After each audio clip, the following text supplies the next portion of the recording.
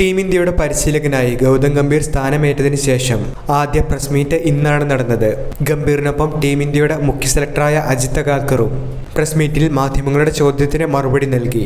ശ്രീലങ്കയ്ക്കെതിരായ ഏകദിന പരമ്പരയ്ക്കുള്ള ഇന്ത്യൻ ടീമിൽ മലയാളി താരം സഞ്ജു സാംസനെ എന്തുകൊണ്ട് ഉൾപ്പെടുത്തിയില്ല എന്നുള്ള ചോദ്യത്തിന് മറുപടി നൽകിയത് അഗാർക്കർ ആയിരുന്നു. കാർ അപകടത്തിൽ പരിക്കേൽക്കുന്നതിന് മുൻപ് 3 ഫോർമാറ്റിലും ഋഷഭ് പന്തായിരുന്നു ഇന്ത്യയുടെ പ്രധാന വിക്കറ്റ് കീപ്പർ. വിദേശത്ത് അടക്കം ടെസ്റ്റിൽ ഇന്ത്യക്ക് സുപ്രധാന വിജയങ്ങൾ സമ്മാനിച്ചിട്ടുള്ള കളിക്കാരനുമാണ് ഋഷഭ് പന്ത്. പരിക്കിൽ നിന്ന് മുക്തനായി തിരിച്ചെത്തിയ ഋഷഭ് പന്തിനെ ഇതുവരെ T20 മത്സരങ്ങളിൽ മാത്രമാണ് കളിപ്പിച്ചത്. ഓസ്ട്രേലിയക്കെതിരെ അടക്കം വരാനിരിക്കുന്ന നിർണായക പരമ്പരകൾ കണക്കിലെടുത്ത് തിരിച്ചുവരവിന്റെ അടുത്ത ഘട്ടമെന്ന നിലയിലാണ് ഋഷഭ് പന്തിന് ടീമിലുള്ള അവസരം നൽകിയത്. പന്തിനെ ടീമിൽ ഉൾപ്പെടുത്തിയപ്പോൾ സഞ്ജു അടക്കമുള്ള ചില താരങ്ങൾക്ക് ടീമിലെ അവസരം നഷ്ടമാവുകയായിരുന്നു.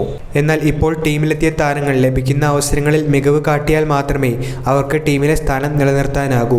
കാരണം പറ്റിയ പകരക്കാർ പുറത്ത് കാത്തുനിൽപ്പുണ്ട്. പുറത്ത് അവസരം കാത്തു നിൽക്കുന്ന താരങ്ങളോട് കഴിവ് തെളിയിച്ച് മുൻപോട്ട് വരാനാണ് അഗാർക്കർ പറഞ്ഞത്. കളിക്കാർക്ക് ടീമിൽ തുടർച്ച നൽകാതെ ഇടയ്ക്കിടയ്ക്ക് മാറ്റുന്നത് ശരിയാണോ എന്ന ചോദ്യത്തിന് ഗൗതം ഗംഭീറാണ് മറുപടി നൽകിയത്. കളിക്കാരുടെ തുടർച്ച പ്രധാനമാണെന്നും എന്നാൽ ഏതെങ്കിലും കളിക്കാരൻ 3 ഫോർമാറ്റിലും തിളങ്ങാൻ കഴിവുള്ള താരമാണെങ്കിൽ അയാളെ 3 ഫോർമാറ്റിലും കളിപ്പിക്കണമെന്നാണ് തൻ്റെ നിലപാടെന്നും ഗംഭീർ വിശദീകരിച്ചു. 3 ഫോർമാറ്റിലും ഒരേപോലെ തിളങ്ങാനാവുക എന്നത് ഒരു കളിക്കാരൻ്റെ മികവാണ്. T20 ക്രിക്കറ്റിൽ നിന്ന് രോഹിത് ശർമ്മയും വിരാട് കോഹ്ലിയും ജഡേജയും വിരമിച്ചതോടുകൂടി പുതിയ 3 കളിക്കാർക്ക് അവിടെ അവസരം ലഭിക്കുന്നുണ്ട്. ഈ രീതിയിലാണ് തലമുറ മാറ്റം സംഭവിക്കുന്നത്. ഏകദിനത്തിനും ടെസ്റ്റിനും T20ക്കും വ്യത്യസ്ത ടീമുകൾ എന്നുള്ള ആശയം ഒറ്റയടിക്ക് നടപ്പാക്കാനാവില്ല എന്നും ഗംഭീർ പറഞ്ഞു.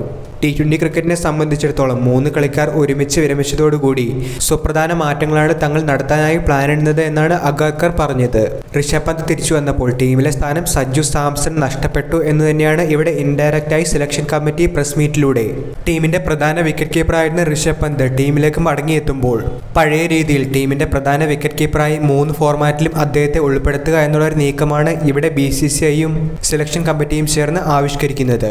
അതുകൊണ്ട് തന്നെ ലഭിക്കുന്ന അവസരത്തിലും മികച്ച പ്രകടനം കാഴ്ചവെച്ചെങ്കിൽ മാത്രമേ സഞ്ജു സാംസനെ സംബന്ധിച്ച് ഇനി ഇന്ത്യൻ ടീമിലേക്ക് ഒരു തിരിച്ചുവരവ് അദ്ദേഹത്തിന് സാധ്യമായിട്ടുള്ളൂ.